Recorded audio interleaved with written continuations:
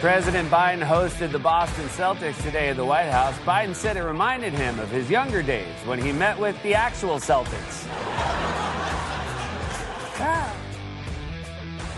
Not the basketball team, the invading force. You know, wooden boats. It's another Joe Biden age joke. Joe Biden wandering off into the jungle like Jim Jones of the People's Temple with his Jim Jones aviator sunglasses on. I think Ray-Ban has got to be paying the Biden family to wear those sunglasses all the time. You know, American presidents historically don't wear sunglasses because it makes you look like a third world dictator. But Joe Biden does, and maybe that's appropriate. Well, happy Friday and welcome back. We continue to be at 888-630-9625. Joe Biden, I was going to say he came out yesterday, but he had an event at the White House yesterday with the Boston Celtics. They're a basketball team, and didn't go very well because Joe Biden is in charge, and he is dumb as a stump, man. I tell you, and then we got Kamala Harris as our backup quarterback. We're in a really bad place, the United States of America. We got 330 million legal people, and this is the best that we can do. I've got some concerns about this, but the New York Post has a great story. Biden jokes, dribbles basketball as he hosts NBA champs in first event since turning 82. You're Celtics, right? That's the headline on the New York Post. But it gets better than that because the guy is so dim-witted. He is so unintelligent, so serious, so unserious that he actually gave away his own Secret Service codename yesterday while on camera at an event in what appears to be the Rose Garden at the White House.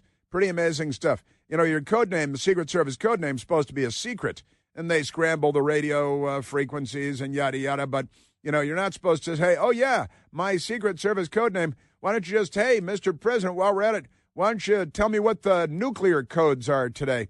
Because you've apparently got them. Huh? Joe Biden. So retiring President Biden appeared in public Thursday for the first time since turning 82, the New York Post writes, jokingly asking the NBA championship-winning Boston Celtics to confirm, you're Celtics, right?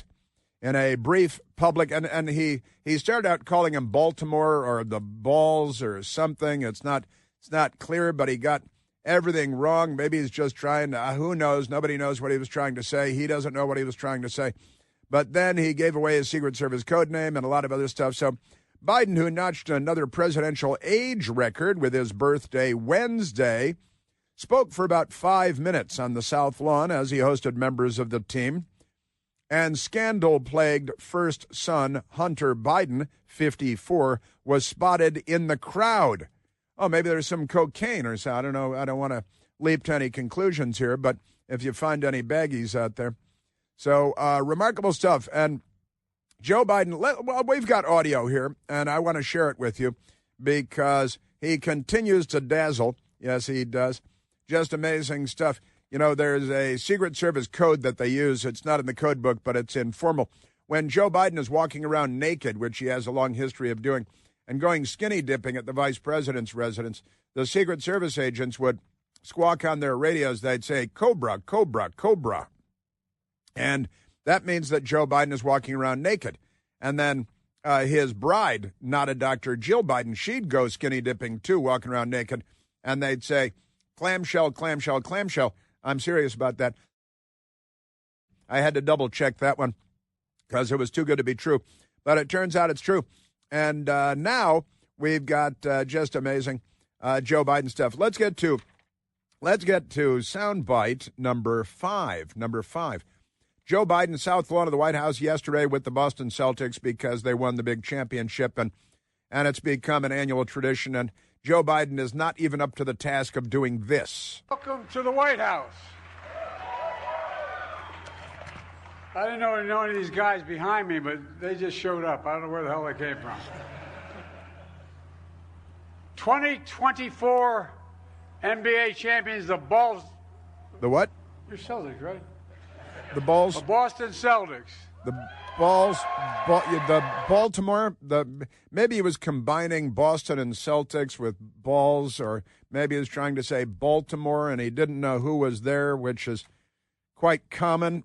And he's reading from a teleprompter, and he's still getting it wrong. Now he's talking to the members of the Boston Celtics in the South Lawn of the White House, and I got to say they mostly look pretty bored. The looks on their faces were like, yeah. When do we get out of here? It really looked like that to me. And then Joe Biden did something that I don't think I've ever seen a president do. He decided to share with everyone his Secret Service Codename as President of the United States. Let me just say, all of you may not know this, but my Secret Service name is Celtic. For real. Because I'm Irish. Everybody behind me is Irish in their heart. I feel a special pride in this trophy. Oh, what? For this old Irish Celtic, to all you Celtics, congratulations. Congratulations. You know, nobody told him, I guess, that he's not supposed to go on camera and tell everyone what your Secret Service code name is. I don't think he should be trusted with the nuclear codes at this point. You know, there are Democrats who are saying that he should resign even today from the presidency and make Kamala the vice president for the last now less than 2 months until Inauguration Day. Then they'd have the first lady president, and she'd be, what else would she be? What boxes would she? Oh, really stupid. And have a really stupid woman first president because the Democrats. Aren't they amazing? So that's his Secret Service codename. Now, you're going to have to, when the Secret Service codename is revealed, then they have to create a new Secret Service codename because it's a secret. And they've got a new Spanish language name. El Tardo is his new Secret Service codename because it's like, hey, why don't you resign is his Secret Service codename. This guy is not up to the job of being president of the United States at all. Yes, sir. And the headline is, Biden appears to forget name of Celtics, reveals Secret Service codename during team's White House visit. That's the Fox News Channel headline. Now, sometimes, you know, when you work at the White House, you might know the code name of the president because you hear it, and you're near Secret Service people who are talking into their hands and things like that. And when President Reagan was president, he was Rawhide.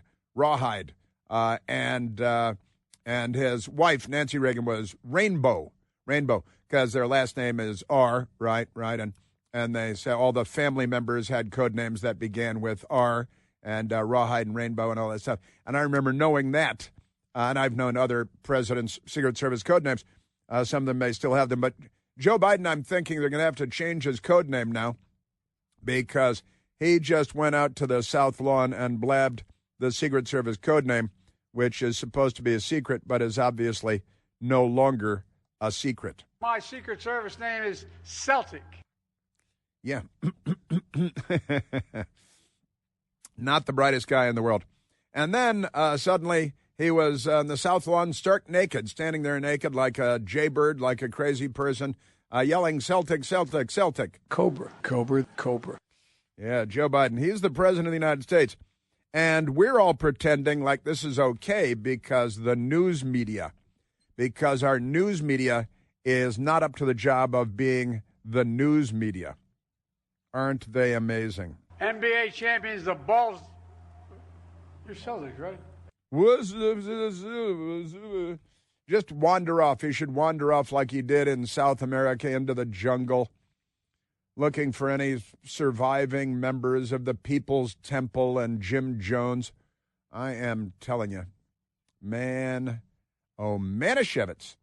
Yes, sir. Now, disgraced former Senator Bob Casey of Pennsylvania has finally accepted what we've all known all along from Election Day forward for more than 2 weeks now, and that is that Democrat Senator Bob Casey of Pennsylvania lost. He lost the race for his Senate seat and was defeated by Republican candidate Dave McCormick. And Dave McCormick, as everybody knows, and it's been accepted for a lot of days, but finally yesterday, the corrupt and disgraced former Senator Bob Casey, who was trying real hard with Democrats to steal the Senate seat by counting dead people votes and dead votes and votes that aren't signed and votes that don't have dates, and ignoring and expressing their contempt for the Pennsylvania Supreme Court, which ruled that the Democrats could not count those votes, and none of those votes, the Republicans couldn't count those votes either, the undated, unsigned votes, because that would be illegal. And they said, screw that. And you remember the woman at Bucks County, the Bucks County Democrat woman, who said, well, who cares? Everybody ignores the law. Everybody ignores the courts. So she was giving herself a green light to ignore the law and ignore the courts. Well, Bob Casey finally conceded, but listen carefully to what he said. I didn't see it and hear it until this morning, but listen to what Bob Casey says when he's allegedly conceding, and he calls it, I think he calls it the first vote count. It's kind of an amazing thing. Listen, he's still leaving weasel room like the Banana Republic third world leftist that the disgraced former senator is. Here's Bob Casey. I just called Dave McCormick to congratulate him on his election to represent Pennsylvania in the United States Senate.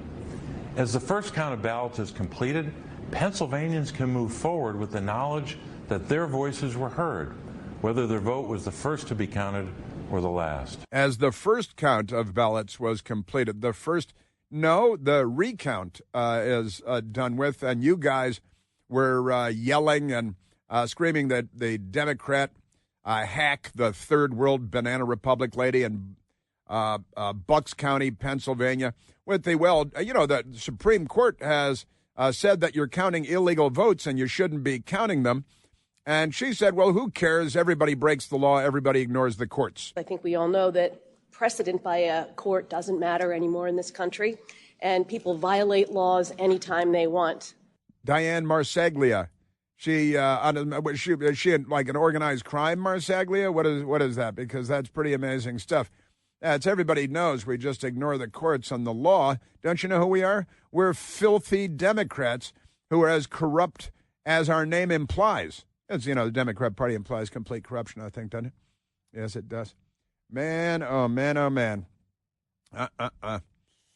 You're a Democrat Party. And what did he say? What was the exact phrase? As the first count was completed? As the first count of ballots is completed? No, that's not what happened. The first count was back on election night and maybe into the next day because Democrats can't count. Either that or they're so corrupt that they count corruptly, which I think takes longer, doesn't it? Takes longer to count corruptly. These people, they are really something. That's it. Your Democrat Party. And then the incoming Republican senator, the senator-elect Dave McCormick, made a statement as well. We're excited to have this resolved finally. Yeah, mathematically, it was clear from Election Day on that the election was over, and there was just not a path to victory. We need to step back and look what happened in this election and make sure it doesn't happen again. The other thing we need is voter ID, because we're never going to have confidence in our election until you need voter ID, and that's something that I'm going to fight for day one in the Senate. Good. Voter ID is good. We're not a third world country. Well, the Democrat Party is a third world party, and they are creating a third world country. They are literally creating a third world country with the open borders, the criminality, the stealing ballots, the ignoring the courts, the declaring proudly that everybody ignores the courts and the law. Don't you know who we are? And then they fired on Fort Sumter again. Man, you're a Democrat Party. And they're still counting ballots in 3 House races because they want to steal 3 House seats before they come back. It's true, 2 in California. And they're, well, let's count again. Maybe this time it'll come out better. They should be in handcuffs. You know, that football season is heating up. See the big game last night? It was a wild game, the Snow Bowl. It was really cool. And Prize Picks is the best place to get real money sports action while you're watching football. With more than 10 million members and billions of dollars awarded in winnings, Prize Picks has made daily fantasy sports accessible to all of us. The app is incredibly easy to use, simple to use. You pick 2 or more players across any sport, and you pick more or you pick less on their projections, and you could win up to 100 times your money. Prize Picks even invented the Flex Play. The Flex Play is so great, you can still cash out if one of your picks doesn't hit. What? Amazing. Download the Prize Picks app today and use the code PLANT, P-L-A-N-T-E.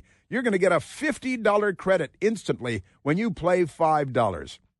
That's the code PLANT on Prize Picks to get a $50 credit instantly when you play only $5. You don't even need to win to get your $50 bonus. It's guaranteed. Prize Picks, run your game. Must be present in certain states where it's lawful to wager. Visit prizepicks.com for details and restrictions. Yeah, great stuff. So, they're undemocratic. They are not what they used to be. Oh, by the way, today is a big anniversary involving the Democrat Party. That's coming right up. Chris here with a list of things that none of us should trust. The Washington Post, the New York Times, anything on CNN. Here's a list of things that I do trust. The Washington Times. Support real journalism for just $1 a week at washingtontimes.com/Chris. Now, today is November 22nd. November 22nd. And for historians following along at home, you know what that means? It's the anniversary, the 61st anniversary of John F. Kennedy being shot and killed by a communist. All right? And John F. Kennedy, who would be a Republican today, the Democrat Party wouldn't have anything to do with John F. Kennedy. He's way too conservative, was way too conservative for the Democrat Party today. But I was reminded, and I believe that, we posted on X. You should go look at it.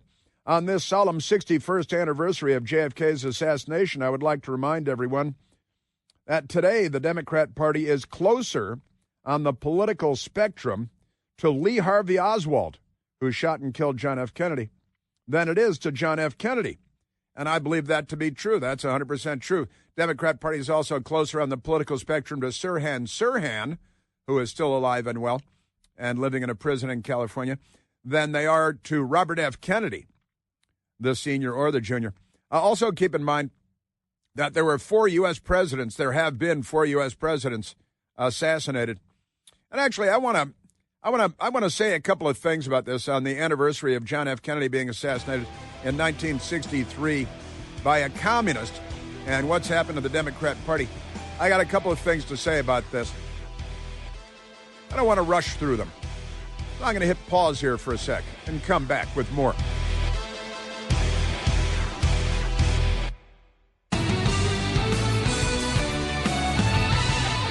All right, so today is November 22nd, and it was on November 22nd of 1963 that John F. Kennedy was shot and killed by Lee Harvey Oswald, or by the deep state, if you prefer. But Lee Harvey Oswald, communist, fair play for Cuba. The Democrats are all about fair play for Cuba to this day. Barack Obama was down there hanging with the Castro boys and posing in front of building-sized murals of Che Guevara, who is a racist mass murderer. The Democrats like that. They think it's cool. They wear T-shirts with his face on it and with Chairman Mao's face on it, too. But in any case, 61 years ago today, and I do believe, and we posted on Twitter and elsewhere, the Chris Plant Show, that this solemn 61st anniversary of JFK's assassination, I'd like to remind everyone that today's Democrat Party is closer on the political spectrum to Lee Harvey Oswald than it is to John F. Kennedy. And that is absolutely true, 100% true. Also closer with their anti-Israel, pro-Hamas, they say Palestinian. Not even a Muslim, Sirhan Sirhan, a Christian Arab who shot and killed Bobby Kennedy the night of the California primary in 1968, the Ambassador Hotel in Los Angeles, California. But that aside, I was reminded because I think about stuff like this. It's my job, and I think about stuff like this even if it were not my job. But the first Republican president ever in the United States, in the history of the United States, was, of course, as any child of 6 can tell you, Abraham Lincoln. And he was shot and killed, the first Republican president ever, in 1865 by a Democrat, right? John Wilkes Booth, and he's an actor, too. And then it was 16 years later that the next president was assassinated. The next president to be assassinated was assassinated. That was James Garfield, who was a Republican. And he was assassinated, as you might expect, by a Democrat. And then the next president to be assassinated was William McKinley, 20 years later in 1901. And William McKinley was assassinated by a Democrat. They got an anarchist in here, but anarchists are Democrats. They're of the left. Let me just say they're of the left. But 3 presidents assassinated, and they're all Republicans. The first 3 presidents, to be assassinated were Abraham Lincoln, James Garfield, and William McKinley, all Republicans. And then it was happily a long time, although until the next president was assassinated, it was John F. Kennedy. So that was 62 years later in 1963. And he was assassinated by a communist. I think I see a trend emerging here. Do you see a trend emerging here? You got a Democrat, pro-slavery, anti-Lincoln, anti-Republican, first Republican president shot in the head and killed. James Garfield assassinated. William McKinley assassinated. And then in the meantime, in 1912, so 11 years after McKinley was assassinated, Teddy Roosevelt was shot and wounded by a lunatic, right? And Ronald Reagan was, of course, shot. Ronald Reagan was shot about 2 months after he was inaugurated in 1981. And now John Hinckley is on the loose, going around playing guitar, and Democrats buy tickets cheerfully to go watch John Hinckley, the would-be presidential assassin, play guitar, and he sells T-shirts, and they sell like hotcakes. John Hinckley can't keep his Hinckley T-shirts on the store's shelves because Democrats buy up so many of them. And, of course, Gerald Ford, a Republican president, was shot at twice by Sarah Jane Moore, a crazy left-wing Democrat housewife, and, of course, by Squeaky Fromm of the Manson family, which was a Democrat family. And then, I'm sure you remember, Donald Trump, Republican president, was shot through the ear, grazed his head. Had he not turned his head to the right seconds earlier, we'd have the Zapruder film Part 2, right? So that is what I think of when I'm reminded that today is the 61-year anniversary, the 61st anniversary of John F. Kennedy being shot by a communist or by the CIA. You can, which would be the deep state. So there are a lot of people, and they're mostly, I think, on the left who say, oh, no, Lee Harvey Oswald didn't shoot John F. Kennedy. The CIA did. So, like, oh, the U.S. government, the deep state, the permanent bureaucracy, the intelligence community that lied to us, led by John Brennan and other criminals in the 2020 election, tampering with, corrupting our presidential election, the U.S. intelligence community, which they did, and with no accountability. So expect to see a lot more of that because they're like children. Know what I'm talking about? So that's my take on the anniversary of John F. Kennedy being assassinated in Dealey Plaza, Dallas, Texas, November 22nd, 1963, right? That's the thing. I was out, Washington, D.C.'s a funny town, and I was out with my best girl and a friend, and we were on a rooftop in Georgetown, a rooftop bar on top of a hotel in Georgetown, very nice. And our friend introduced us to her friend that she was with, and his name was Dealey. And we were talking for a minute. We had a couple of drinks, and I said, "So what's your last name again?" Just met him, Dealey. And it was like Dealey Plaza in Dallas. And he said, "Well, yeah, actually, it was named for my grandfather. Yeah, Dealey Plaza in Dallas is named for my grandfather." It's like, oh, that's an interesting claim. It's a well-known name. It's not like anybody did anything wrong in the Dealey family or anything like that. But it's an interesting name to carry in the modern world all these years later. And then I'm sure it was even more interesting. Remarkable stuff. Yes, sir. Also, it should be noted, the last time I looked, and I looked within the last year, that Lee Harvey Oswald, the Kennedy assassin, who was, of course, shot and killed shortly after, a couple of days after, the assassination of John F. Kennedy. I'm a patsy. And, his Lee Harvey Oswald was married to a Soviet woman from the USSR, from the northern city of Severodvinsk, where there is a submarine base to this day. And I've actually been to that submarine base in Severodvinsk in my official capacity in my previous life. But Marina, the Soviet-Russian wife of Lee Harvey Oswald, and they had two children, Marina Oswald and Lee Harvey Oswald.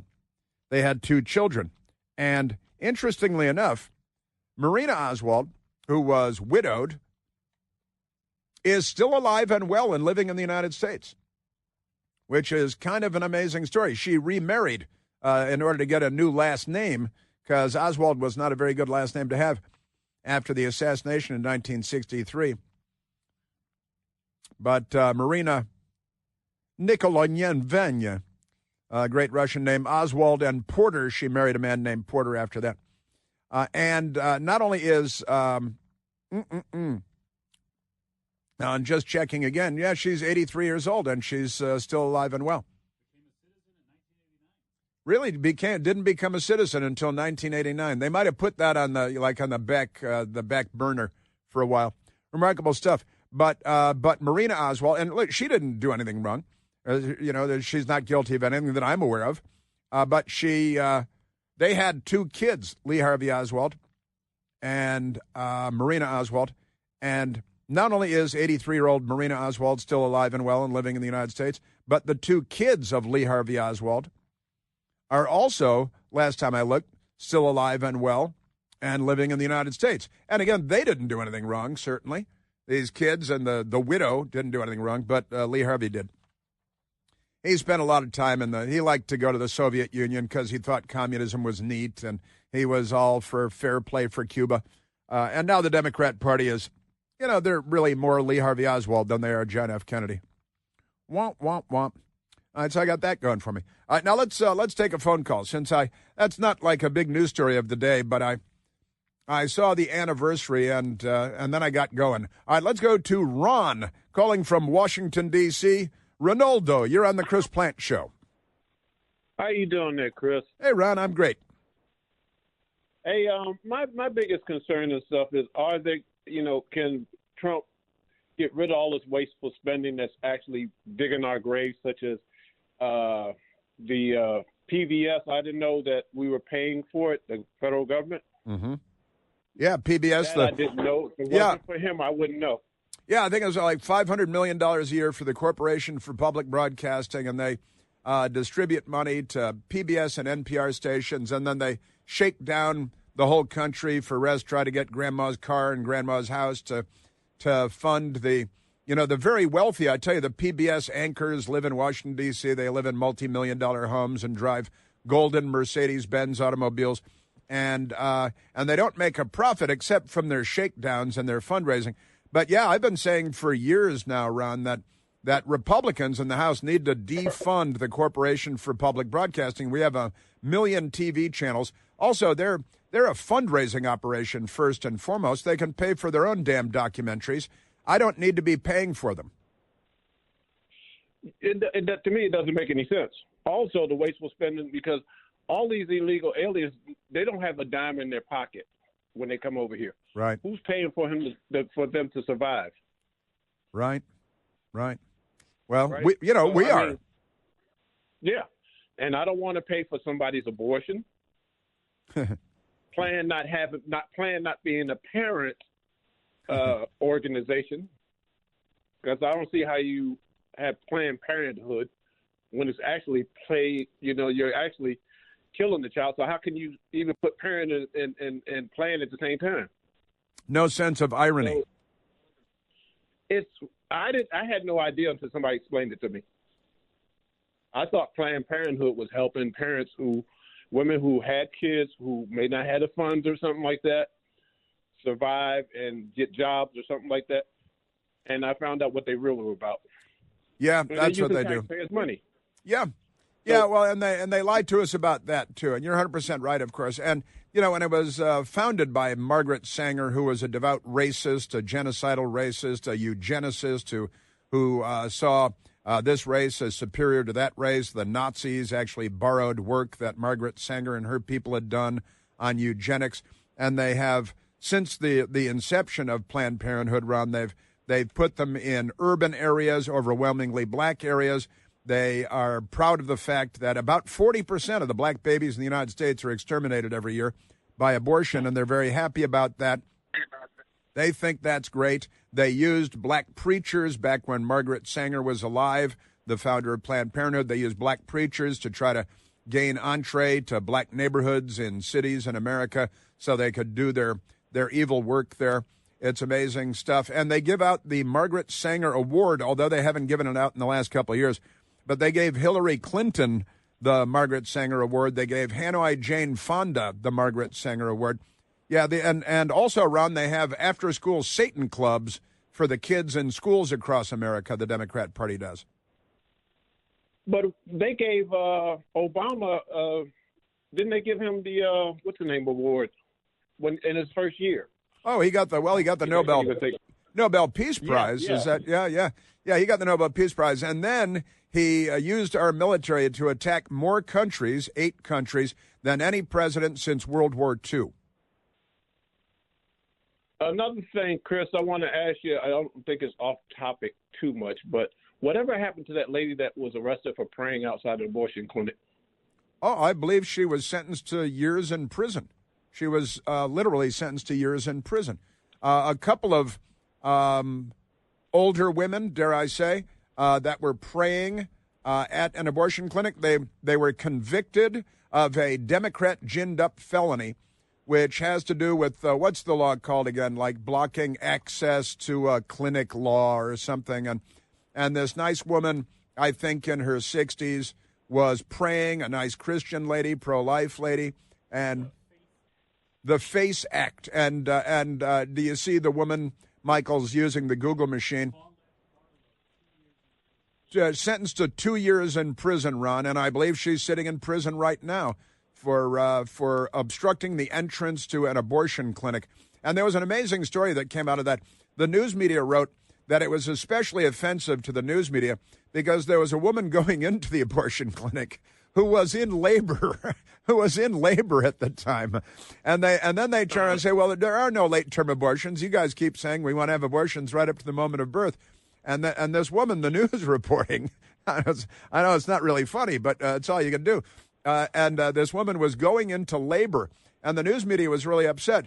Oh, and it was really offensive because one woman arriving at the abortion clinic was already in labor.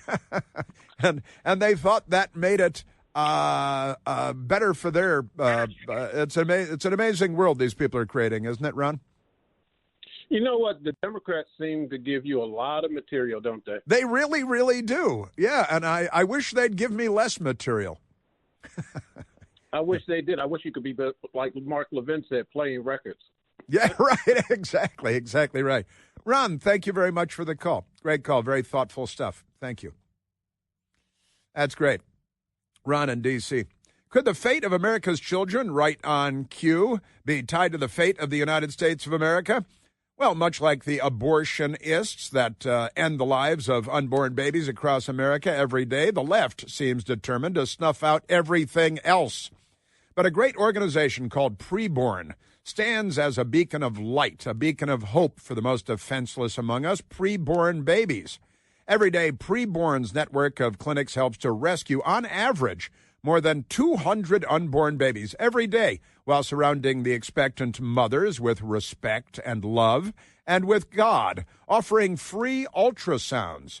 Now, witnessing the miracle of life has never been more crucial, and when you give a mother, which Preborn does, an ultrasound to see the life growing inside of her, I got to tell you, for only $28, you can sponsor an ultrasound and give a mother a chance to choose life, not only for her baby, but for herself, as an ultrasound could double a baby's chance of living a long, happy, and prosperous life. To donate securely and to help out preborn, to save a life, all you have to do is dial pound 250. Dial pound 250 and say the keyword baby. That's appropriate. Pound 250, the keyword is baby. Or you can go online, too, to preborn.com/plant. That's preborn.com/PLANTE.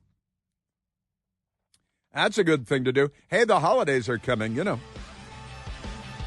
Isn't that great? Those rascally Democrats. Yes, sir. Is that right? Mark Levin says, I wish I could be playing records. That's funny. That's funny stuff. And a lot more Democrat hijinks to come up on this wonderful American Friday.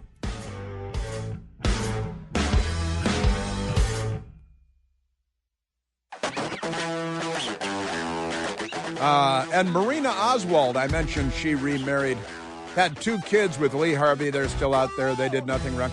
Marina Oswald, alive and well at 83. She married again in 1965. And her husband died last month. Kenneth Jess Porter, Marina Oswald's second husband, died last month, also at the age of 83. Let's go to the telephones. Crazy world, isn't it? Let's go to Jim, calling from Southwest Missouri. Jimmy, you're on the Chris Plant Show. Yes, sir. Hey, thank you for having me on, and I love your show. You've opened my eyes in many ways, and I really like that you went into a more detailed chronology of the Party of Assassins, which is the Democrat Party from their very origins. Yeah.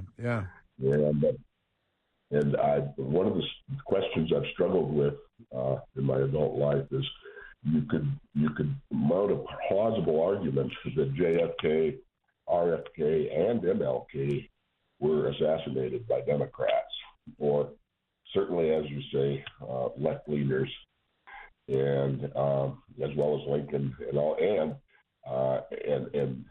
the other Republican presidents, which were attacked by Democrats. Yep. And I would even argue that the shooter that winged Trump was actually a Democrat. I think if you look under the hood, you'll find out.